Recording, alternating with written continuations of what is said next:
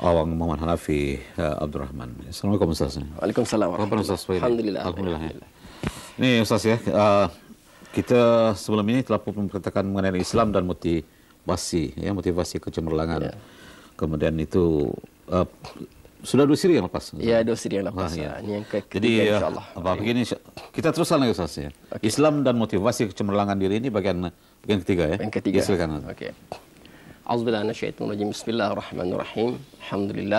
Alhamdulillahilladzi hadana li hada wa ma kunna linahtadiya laula an hadanallah. Asyhadu an la ilaha illallah wa anna Muhammadan abduhu wa rasuluh. Allahumma salli wa sallim wa barik ala sayyidina Muhammadi wa ala alihi wa sahbihi wa man tabi'ahum wa wala. Subhanaka la ilma lana illa ma 'allamtana innaka antal alimul hakim.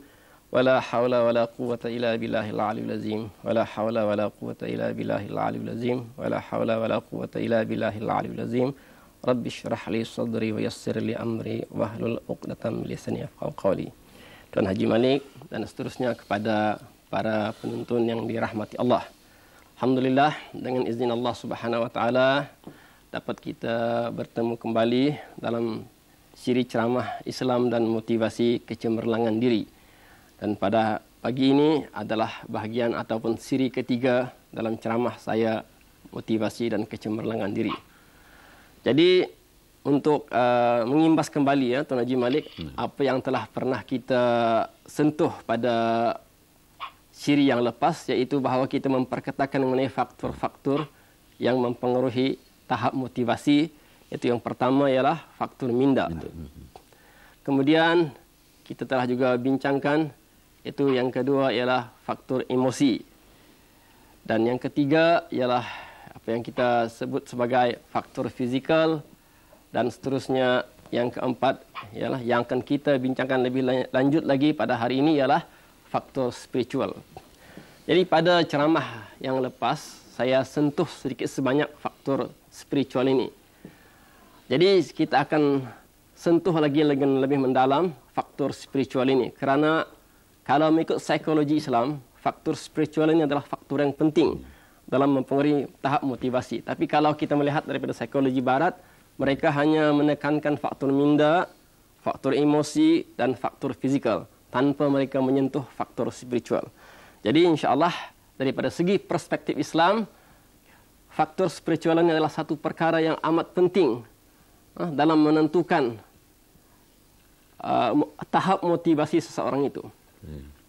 Jadi kalau kita lihat daripada segi faktor spiritualnya, kita lihat dimensi spiritual seorang itu. Pertama ialah apa disebutkan sebagai roh. Dia ada beberapa aspek dalam faktor spiritual ini. Pertama, roh. Roh yang kita sebut sebagai sumber kehidupan dan kejadian manusia. Saya dah terangkan pada siri yang lepas bahawa roh ini sesuatu yang sebenarnya menghidupkan tindak tanduk kita.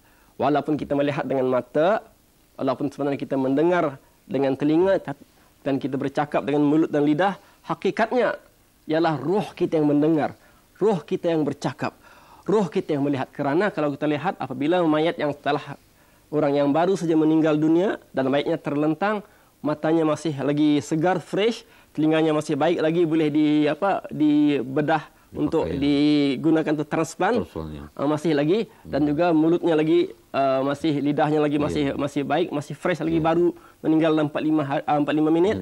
Tetapi rohnya sudah tidak ada, maka mata tidak berfungsi, telinga tidak berfungsi, lidah tidak berfungsi, dan segala anggota badan lain tidak berfungsi. Ini menunjukkan bahawa yang mendengar, yang melihat, yang berkata dan sebagainya bertindak adalah roh manusia itu yang mempengaruhinya. Apabila roh sudah tidak ada, jasad tidak akan berfungsi. Jadi yang kita pentingkan roh. Jadi roh ini adalah satu yang penting dalam kehidupan seseorang manusia, sumber kehidupan dan kejadian manusia. Itu dia roh yang Tuan Haji Malik. Dan kalau kita lihat sendiri roh ini, kalau dalam Al-Quran menerangkan, ada ayat menerangkan, yas'alunaka 'anir ruh, kulli ruhi min amri rabbi. Allah menyatakan bahawa jika mereka bertanya kepada engkau wahai Muhammad mengenai roh, katakanlah roh itu adalah urusan Tuhanku. Jadi roh ini rahsia Allah. Macam mana pun kita juga sedikit sebanyak memahami konsep roh ini, bahawa roh ini adalah asal kejadiannya, kejadian manusia itu diciptakan awal-awalnya daripada roh sendiri. Ruh manusia itu telah diciptakan sebelum kita dilahirkan ke dunia ini. Sesuai dengan firman Allah dalam satu ayat yang menerangkan alastu birabbikum qalu bala syahidna. Di dalam alam arwah tu Allah telah kumpulkan roh-roh kita semua. Kemudian sebelum Allah hantar kita ke dunia ini, maka Allah tanyakan pada kita ni sebagai roh-roh kita semua yang diciptakan Allah itu, alastu birabbikum, bukankah aku ni Tuhan kamu? Maka ketika itu kita semua kata qalu bala syahidna, bahkan kami menyaksikannya. Jadi roh ini kalau dari segi fitrahnya asal usulnya ia memang kenal Allah. Memang kenal Allah, memang dia tahu Allah dan memang mengakui bahawa Allah itu adalah Tuhan kita semua. Tapi apabila kita dilahirkan ke dunia ini, masukkan ke alam rahim, kemudian alam musyahadah ini, maka mungkin kita lupa asal kejadian kita, dan kemudian Allah turunkanlah wahyu, Allah lahirkan para nabi untuk membimbing kita, supaya kita mengenal kembali asal kejadian kita, bahawa kita sebenarnya adalah daripada alam arwah, di mana di sana kita sudah mengenal Allah Subhanahu wa taala. Okey. Dalam ayat lain Allah menerangkan, inna aradna amanata as-samawati wal ardi wal jibal fa'abaina ay yahmilnaha wa asfaqna minha wa hamalha al-insan innahu kana zaluman jahula. Ketika itu Allah tawarkan pada kita semua itu, inna aradna amanata as-samawati wal ardi. Allah telah tawarkan, Allah telah pelawa kepada alas samawati wal ardi, kepada langit dan bumi, wal jibal, kepada gunung-gunung ni. Allah bagi kita satu pelawaan. Apa dia tawaran itu? Ialah untuk kita menjadi khalifah di muka bumi ini. Kemudian gunung, langit, bumi semua ni menolak. Indah sanggup. Kenapa mereka menolak? Karena tanggungjawab itu berat. Tanggungjawab itu berat. Bukan orang nak tanya akan tesliurkan jadi khalifah ni. Tuan Haji Malik memberi tesliur, tapi sebenarnya mereka tahu tanggungjawab berat. Kemudian ditawarkan kepada insan. Insan, wa hamalahal insan, maka diterima oleh insan. Dalam alam arwah itu kita menerima. Maka Allah kata innahu kana zaluman jahula. Maka sesungguhnya manusia itu adalah innahu kana zaluman, zalim dan jahil. Karena apabila kita menerima tugas tanggungjawab sebagai khalifah di muka bumi ini, kita zalim karena dalam kita tidak menepati janji kita, dan kita jahil kerana tidak tahu bahawa bila kita tidak menepati janji kita tu, bahawa kita akan dipersoalkan di akhirat. Kita akan diberikan pembalasan, sama ada pembalasan surga atau pembalasan neraka di akhirat. Jadi kembali kepada konsep roh ini sebagai sumber kehidupan kita, maka roh ini sebenarnya mempengaruhi seseorang. Sebab itu kita mesti menjaga rohani kita ni supaya bersih, supaya suci, supaya sentiasa makanan-makanan ini supaya orang ia kenyang juga. Kalau kita ni makan secara fizikal, Tuan Haji Malik, tadi makan makanan itu untuk kebaikan fizikal kita ni. Itu fizikal kita ni. Kita ni makan yang berzat-zat supaya kita bertambah sehat. Ada setengah orang lagi tu tambah lagi vitamin-vitaminnya sebagainya supaya sehat. Kalau sakit, ia berjumpa doktor dan sebagainya. Dijaga jasmani. Itu alhamdulillah Islam pun mesti menyuruh kita sebut pada yang siri yang lepas, fizikal itu penting. Tapi rohani juga perlu sehat. Rohani juga perlu sehat. Dan rohani juga perlu makan. Apa makan rohani? Jadi rohani mesti juga makanannya daripada sumber-sumber kerohanian. Jadi makanan kerohanian ialah apa? Ibadat. Contohnya berzikir, membaca Quran. Itu adalah makanan-makanan rohani yang akan jadikan rohani kita sihat. Jadi kalau kita ni tidak beribadat, kalau kita ni tidak bersembahyang, tidak berpuasa, tidak berzikir, tidak baca Quran, berarti roh kita ni lapar. Kalau lapar jadi kurus. Jadi tidak sihat. Jadi inilah sumber-sumber yang perlu kita ni juga ambil kira untuk memotivasi. Kalau orang roh dia sehat, roh dia stabil, maka dia akan dapat menjadikan satu sumber motivasinya ke arah menuju kecemerlangan. Tapi kalau rohnya sudah tidak sehat, sentiasa sakit, jadi maka perlulah ia mencari doktor-doktor untuk mengobati. Siapa dia doktor-doktor ini? Bukan doktor-doktor fizikal, doktor-doktor kerohanian. Pergi berjumpa ustaz-ustaz, ulama-ulama, orang yang mengetahui hal-hal ini supaya dapat menyembuhkan penyakit-penyakit rohaninya. Kalau kita sakit fizikal, Tuan Haji Malik, kita ni pergi jumpa doktor biasa, doktor bagi ubat. Jadi ubat-ubat fizikal kita ni daripada mana? Asalnya daripada tanah. Kerana badan kita daripada tanah. Kita lihat contohnya bahan-bahan galian daripada ubat-ubat sekarang ni. daripada bahan galian chemical. Asalnya bahan-bahan galian daripada tanah. Kalau daripada tumbuh-tumbuhan, akar-akar kayu pun asal daripada tanam daripada tanah. Kerana asal kita ni daripada lahirnya, zahirnya daripada tanah. Maka kalau kita ni sakit, diambil unsur-unsur daripada tanah untuk menyembuhkan kita ni. Tapi kalau rohani kita ni sakit, hendakan tadi mengambil unsur dari tanah, tadi ambil unsur daripada kerohanian dengan berzikir, membersihkan jiwa kita ni, dengan mendekatkan kepada Allah Subhanahu Wa Taala, dengan banyak beribadat. Itu adalah sumber kehidupan dan kejadian manusia kita ni. Sebab itu kita ni mesti juga menjaga ni rohani supaya sentiasa sehat, segar, supaya dia akan dapat memotivasikan kita ni ke arah kecemerlangan.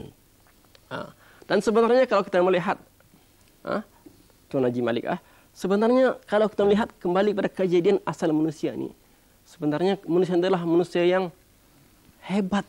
Terangkan, laqad khalaqnal insana fi ahsani taqwim. Dulu kita dah sebut ayat ini. Sesungguhnya manusia sebab baik kejadian lebih hebat daripada para malaikat. Kerana apa? Cuba kita lihat. Kalau malaikat, dia tugasnya hanya khusus satu saja. Contohnya, kalau malaikat Jibril memberi wahyu, Mikael memberi rezeki, Israel contohnya menyabut nyawa. Ada lagi malaikat yang tugasnya setakat yang berzikir. Ya. Kalau subhanallah tu tugas Allah bagi sampai hari kiamat, dia bertasbih subhanallah sajalah sampai hari kiamat. Kalau yang bertahmid alhamdulillah tu sampai hari kiamat bertahmid saja. Itu tanggung jawabnya. Kalau yang bertakbir tu Allah Akbar sampai hari kiamat. Kalau yang menjaga aras tu sebagainya sampai hari kiamat, itu tugasnya. Masing-masing ada specializationnya, pengkhususannya. Tetapi kalau kita ni manusia, kita ni banyak melakukan tugas-tugas para malaikat. Contohnya, kita ni juga bertasbih, kita ni juga bertahmid, kita ni juga bertakbir, kita ni juga rukuk, kita ni juga sujud. Malaikat ada yang khas rukuk saja, sujud saja. Kita ni rukuk, sujud. Kita ni juga memberi wahyu. Ini mungkin orang kata kata ni ada memberi wahyu. Bukan maksudnya memberi wahyu directly, tapi maknanya kalaulah kita ni menyampaikan ajaran agama itu, menyampaikan, kita menyampaikan wahyu itu kepada orang lain. Jadi tugas sebagian tugas menyampaikan wahyu kita ni tanggung. Kita ni juga membunuh orang. Malaikat Israel bukan maknanya membunuh, tapi bila hak dalam peperangan contohnya. Kalau kita perlu membunuh musuh-musuh Islam, kita ni membunuh. Jadi berarti kita ni menjalankan tugas malaikat yang mencabut nyawa secara tidak langsung lah.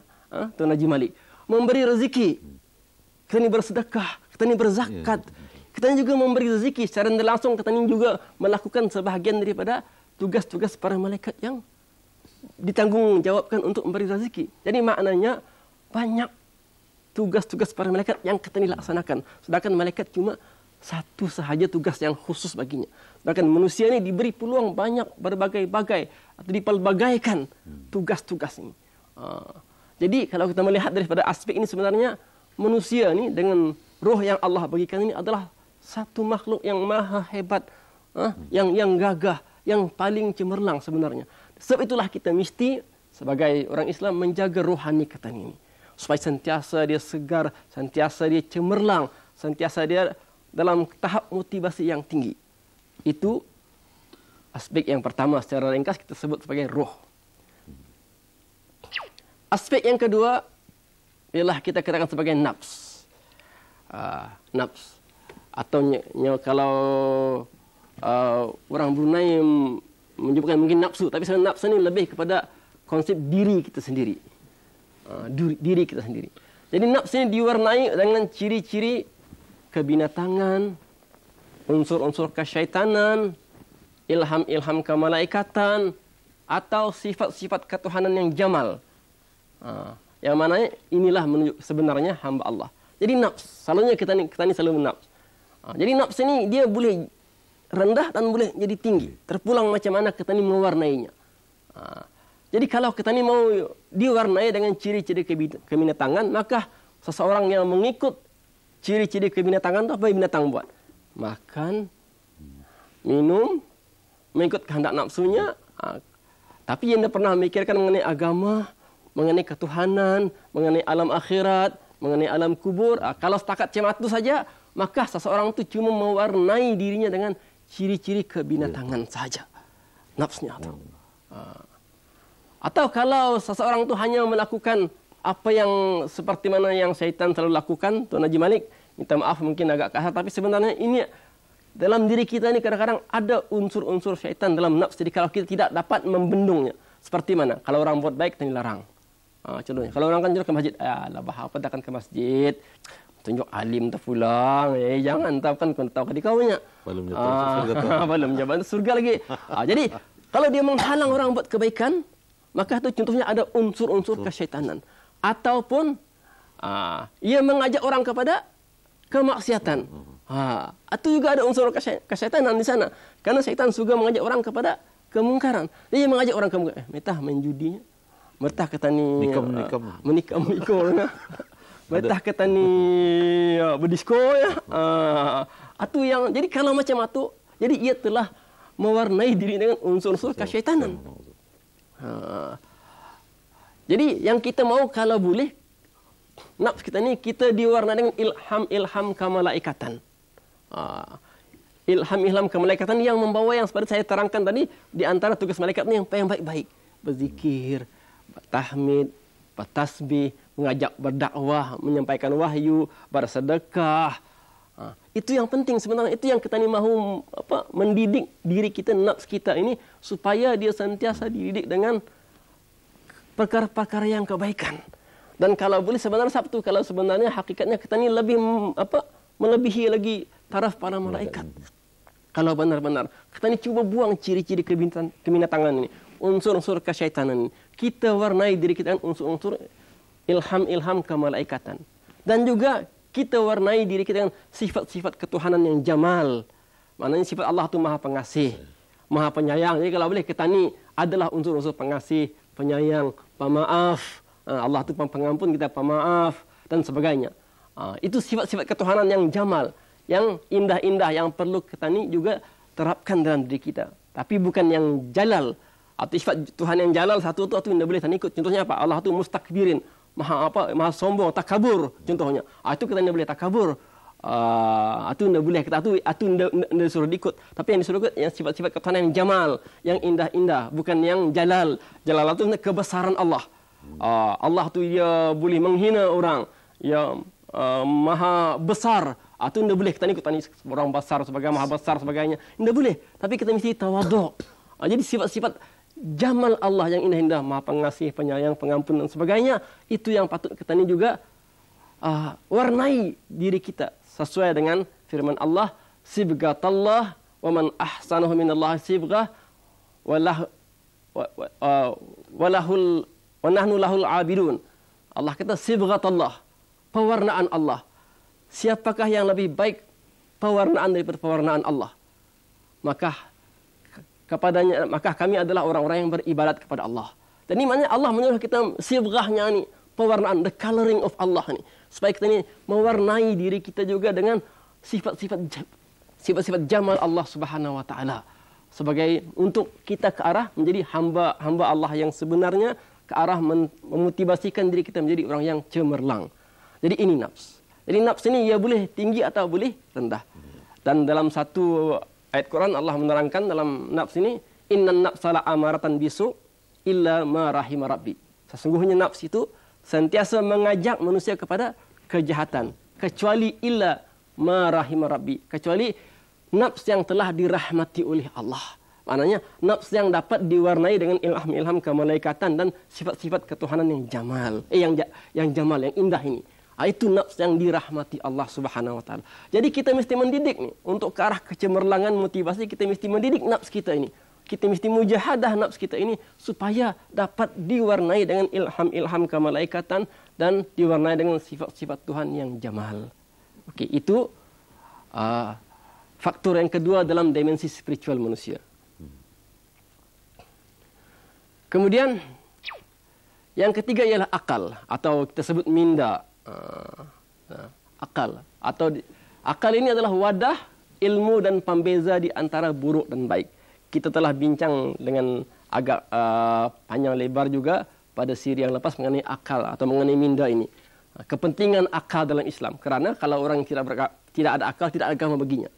Orang yang gila tidak jatuh taklif hukum ke atasnya. Orang yang gila tidak wajib puasa, tidak wajib bersembahyang. Kalau melakukan dosa pun tidak berdosa karena tidak ada akal. Jadi akal ini dalam segi Islam adalah sebagai wadah kepada ilmu, di mana akal inilah yang akan dapat sebagai tempatnya jatuhnya ilmu itu supaya kita memahami konsep-konsep keilmuan dan juga dengan itu dapat kita membezakan di antara buruk dan baik dengan menggunakan akal ini. Mungkin saya tidak akan membincang lebih lanjut kerana kita sudah membincangkannya pada siri yang lepas mengenai konsep minda atau akal dalam Islam ini. Jadi faktor yang seterusnya Tuan Haji Malik ialah mengenai qalb ataupun hati, atau orang kata ni kalbu kata ni. Kalbu. Dalam bahasa Arab sebenarnya qalb atau kalbu. Jadi qalb ini adalah cermin rohani dan medan pertempuran pengaruh yang hak dan yang batil. Medan pertempuran di sana pengaruh syaitan dan pengaruh kemalaikatan. Yang hak dan yang batil. Qalb ini. Ini penting juga kita ni menjaga qalb supaya sentiasa bersih. Kerana dalam satu hadis Rasulullah sallallahu alaihi wasallam bersabda, sabda Rasulullah, "Inna fil jasadil mudghah. Wa iza salahat salahal jasada kulluhu wa iza fasadat fasadal jasada kulluhu ala wa hiya qalb." Rasulullah mengatakan, "Inna fil jasadil mudghah." Dalam jasad itu ada satu mudghah, ada satu darah beku. Wa iza salahat, apabila ia baik, salahal jasada kulluhu, maka baiklah keseluruhan hatinya. Wa iza fasadat, apabila ia rosak, apabila binasa, apabila ia rosak, kotor dan sebagainya, fasadal jasada kulluhu, maka rosaklah seluruh badan tubuh badannya. Ala wahya qalb, ketahuilah itulah dia hati. Jadi hati ini sebenarnya akan menentukan sama ada jasad katanya ini baik atau rusak. Jadi hati ini kita ni mesti juga jadikan bersihkan. Tuan Haji Malik, kita ni bersihkan hati supaya dia sentiasa bersih. Kalau boleh dia bersinar lagi. Bersinar, bersih. Sebab tu kalau hati kanak-kanak Tuan Haji Malik, kanak-kanak hatinya orang hatinya bersih. Indah kotor. Sebab kanak-kanak belum berdosa lagi. Satu kanak-kanak ini kalaulah ia dididik dengan cara baik, maka mudah lagi mereka ini bertambah lagi hebat. Kerana hati mereka asalnya bersih, fitrah. Kullu mauludin yuladu ala fitrah. Hati mereka itu fitrah, bersih. Cuma kita ni perlu orang menggilap. Orang kita ni perlu memelancin, memberasonya. Memberaso supaya jadi berkilat hatinya tu. Supaya berkilat bercahaya hatinya tu. Bercahaya senang ia membezakan yang hak, yang batil. Senang ia mendapat kebenaran, menerima kebenaran, menerima pelajaran. Senang ia mengingat dan sebagainya. Jadi tapi kalau orang yang sudah hatinya banyak dengan noda dan dosa, bertambah hitam, bertambah pekat. Jadi peringkat yang pertama untuk orang yang sudah hatinya rosak macam katanya ni lah, contoh saya ni lah, Tuan Haji Malik contohnya, ada banyak dosa. Jadi hati gelap, hitam. Jadi perlu kita ni membersihkan, perlu dibersihkan. Sebab itu kadang-kadang kalau kita ni beribadat, indah seronok, indah lazat. Sedangkan berzikir dengan Allah sebenarnya menenangkan jiwa. Ala bizikrillah tatma'innul qulub. Tapi sebut-sebut bila berzikir indah jiwa tenang. Kenapa? Mungkin zikir itu cuma di mulut tapi belum sampai ke hati. Belum merasap ke dalam hati. Mungkin masih lagi orang ada hijab, ada dinding lagi karena dosa-dosa yang telah menyeliputi hati katanya itu. Jadi untuk ini kita ni perlu membersihkan hati kita ni. Kalau kanak-kanak tidak perlu dibersihkan, ini perlu digosok supaya berkilat. Tapi kita ni contohnya lah, orang yang sudah banyak dosa dan noda ni, macam orang membersihkan kuali yang hitam. Tuan Haji Malik pakai steel wool, indah syok tu. Tapi kita ni tidak ada jalan lain. Terpaksa juga dibersihkan macam tu. Dia supaya bila sudah bersih baru tadi gila. Indah kan tengah kalau kereta kata ni berlumpur-lumpur, bertanah-tanah, indah kan terus diberaso. Anda kan terus diberi berkilat. Disimunis dia apa? Tentulah dulu dibersihkan kotorannya dulu. Lepas sudah bersih barulah disimunis, dikilatkan dan sebagainya. Jadi macam itulah hati. Jadi hati ini untuk kita ni supaya diberi berkilat perlu dibersihkan kotoran-kotorannya. Satulah kalau kita ni rasa beribadat indah lazat, berzikir indah tenang hati, berarti ada sedikit kita ni masalah dengan hati. Jadi untuk ini kita melihat macam mana kita lihat dalam perkara hati itu buta. Ada buta hati. Orang sebut orang kita ini hatinya buta atau buta hati. Dalam satu firman Allah berfirman, "Afalam yasiru fil ardi fatakuna lahum qulubun yaqiluna biha aw azanun yasma'una biha fa innaha la ta'mal absar walakin ta'mal qulubul lati fi sudur." Oleh itu, bukankah ada baiknya mereka mengembara di muka bumi supaya dapat mereka melihat kesan-kesan tersebut. Mereka menjadi orang yang ada hati, dengannya mereka dapat memahami. Atau ada telinga, dengannya mereka dapat mendengar. Tetapi kalaulah mereka mengembara tetapi tidak juga memberi faedah berguna pada mereka, kerana sebenarnya keadaan yang sebenarnya bukanlah mata kepala mereka yang buta, tetapi yang buta ialah mata hati mereka yang ada dalam dada.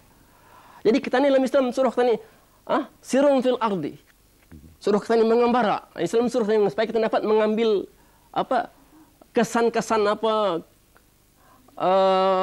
sejarah yang menunjukkan supaya kita mengambil iktibar. Jadi bila kita mengembara dapat kita melihat. Tapi ada setengah orang menggambar tapi contohnya menggambar tapi indah memberi kesan.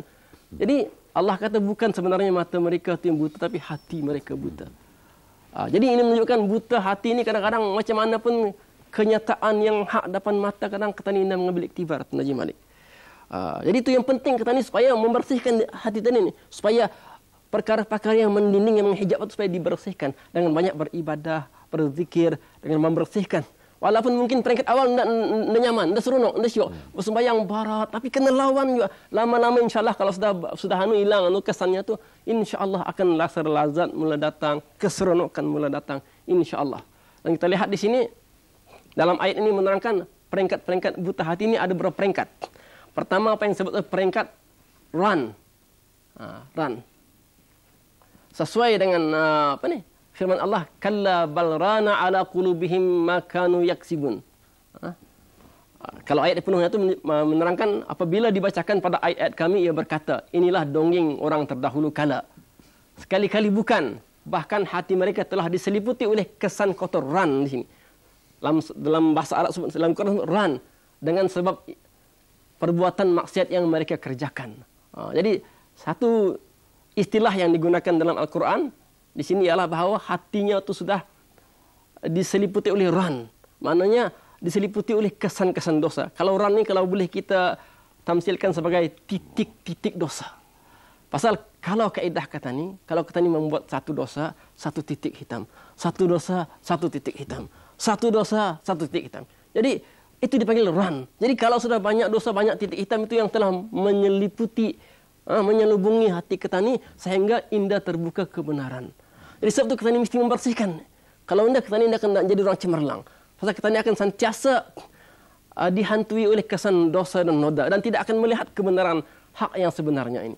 Itu peringkat pertama ran. Kan peringkat yang kedua ialah buta hati, peringkat taba'. Sesuai dengan firman Allah, ulaika allazi taba'allahu ala qulubihim wattaba'u ahwa'ahum.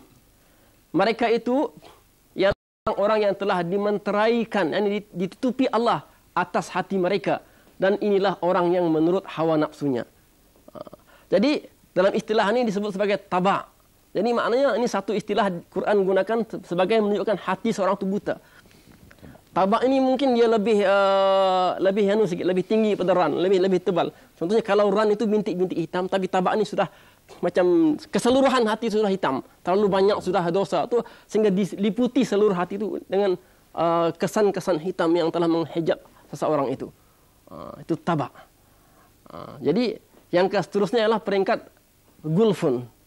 Sesuai dengan firman Allah, wa qalu qulubana gulfun bal la'anahumullahu bikufrihim faqalilan ma tu'minun.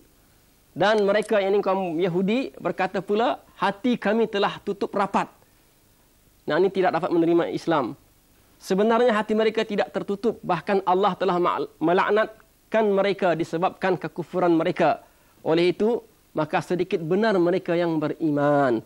Ini istilah gulfun ini menunjukkan kalau sudah orang sudah tabak itu Haji Malik, ia sudah indah je mau lagi kan sampai satu peringkat ghuflan, sampai tertutup rapat sudah. Atau dalam hadis, dalam ayat Quran yang dipanggil sampai khatamallahu ala qulubihim, telah dikunci mati hati mereka itu. Jadi kita takut, kalau boleh janganlah sampai peringkat khatamallahu ala qulubihim ini. Kalau boleh bila kita peringkat awal tu ada sedikit dosa, mungkin kita terlajak sana, cepat-cepat kita kembali membersihkan hati, berzikir, bertaubat dan sebagainya. InsyaAllah mungkin kita akan bincang konsep membersihkan dengan taubat mungkin di series yang akan datang. Jadi yang penting sekarang ini ialah kita ni mesti cuba membersihkan hati kita ini supaya tidaklah hitam legam, supaya kita dapat kenikmatan dalam kita beribadat kepada Allah Subhanahu wa taala. Jadi itulah Tuan Haji Malik, apa yang kita sebutkan sebagai faktor spiritual yang akan mempengaruhi tahap motivasi kita. InsyaAllah mungkin kalau ada kesempatan kita akan cuba bincang seterusnya lagi. Ini tadi Ustaz ya, yang apa dalam hati kita. Dalam hati ya. Bintik-bintik tu ran. Lepas tu naik peringkat lagi, lagi pada tabak. Dan kemudian kepada kufrun ni. Itu lebih besar lagi. Mungkin sampai keras sudah hati dia, karena takut yang kata dia dikunci mati sudah, takut hati. Kalau sudah kalau kebenaran macam mana pun tak mau. Jadi takut macam. Jadi sebab itu kata ni peringkat awal, jangan biarkan orang kalau macam penyakit sudah orang serius. Kronik sudah payah. Jadi orang ada sedikit kesan-kesan yang tadi tanda penyakit, baik awal-awal berubat. Macam itulah. Jadi dari segi apa kerohanian kita, dalam rohani kita, ghufran ni itu yang tingkat paling itu yang paling keras lah tu. Keras hatinya tu. Keras sudah hatinya tu. Payah sudah, keras sudah tu. Nyorang sudah beku sudah. Payah kan nyorang. Macam kalau yang tadi, kalau macam tahun keladi pun kan dia aing pun dah lagi payah kan masuk aja orang. Macam itulah, kira lebih kurang macam itulah kalau kita akan buat tamsilan. Jadi barangkali kalau di peringkatan tu masih bintik-bintik tu, apa barangkali yang boleh kita lakukan Ustaz ya untuk orang supaya kita dapat menghilangkan kesan-kesan ini. Okey. Kalau kaedah dia, satu di antaranya, kalau kita ni ada dosa-dosa kecil kata ni, satu kata ni dosa kecil ni, dia boleh hilangkan dengan kita banyak berzikir, beristighfar, banyak membuat ibadah. Tapi kalau dosa-dosa tu yang dipanggil dosa-dosa yang perlu bertaubat. Satu, insya-Allah kalau ada masa kita akan bincang konsep taubat ini. Taubat ini adalah untuk membersihkan hati kita dan diri kita daripada dosa-dosa yang kita lakukan. Kita taubat nasuha. Tubu ilallahi taubatan nasuha. Mungkin kerana kesuntukan masa kita tidak sempat untuk membincangkan konsep taubat ini. Jadi salah satu ialah konsep kita perlu bertaubat untuk membersihkan diri kita ni. Selain daripada itu kita mesti banyak mengamalkan ibadah-ibadah. Seperti mana saya terangkan bahawa ibadah ini adalah makanan spiritual kita ni, adalah ubat-ubat yang membersihkan juga kesan-kesan kotoran. Kotoran ini kotoran rohani, bukan kotoran fizikal yang tadi nampak. Jadi ia mesti dibersihkan dengan obat-obat kerohanian untuk membersihkannya. InsyaAllah kalau ada kesempatan kita akan bincang konsep taubat ini, Tuan Haji Malik. Ya, memang menarik ya Ustaz ya. Saya kira ini untuk menghilangkan penyakit itu pun kadang-kadang memang sulit ya bagi kita. Malam ke sebab dia penyakit rohani yang tidak boleh kita dapat kita lihat ya. Kita panggil doktor pun dia tak boleh nampak. Sebab itu kalau kita penyakit fizikal pun kadang-kadang Tuan Haji Malik, kita sendiri pun dah nampak, tapi bila doktor periksa cek apa semua nampak. Ini kata ni indah je nampak, tapi kalau kita ni boleh berjumpa doktor kerohanian, ustaz-ustaz, ulama-ulama yang memahaminya, sebanyak mereka dapat melihat ini masalahnya dan mungkin ia akan memberi jalan keluarnya, insya-Allah. Ya, baiklah Ustaz ya. Saya kira kita nak bincang lagi lanjut lagi insya-Allah dalam Islam dan motivasi kecemerlangan diri ini, kerana ini persoalan yang begitu menarik untuk kita perkatakan dan barangkali mungkin kurang disedari ya Ustaz ya. Jadi kita ucapkan terima kasihlah kepada Ustaz kerana bersama pagi ini, dan mudah-mudahanlah penonton-penonton kita akan dapat mengambil manfaat. Mungkin akan dapat menjadikannya sebagai bahan pemikirannya pagi ini. Mungkin boleh menjadikan iktibarnya dalam menghadapi kehidupan Ustaz ya. Ya, begitulah para penonton ya. Kita telah bersama dengan Ustaz Awang Hanafi Abdul Rahman ya dalam Islam dan motivasi kecemerlangan diri ya, bagian ketiga. Ya, tak terasa bagi kita kerana seronok ya. InsyaAllah dalam kesempatan yang akan datang kita akan memperkatakan lanjutan daripada si tajuk ini. Dan kita akan bawa ada ke Jabatan Penerangan Awam ya, selepas ini nanti.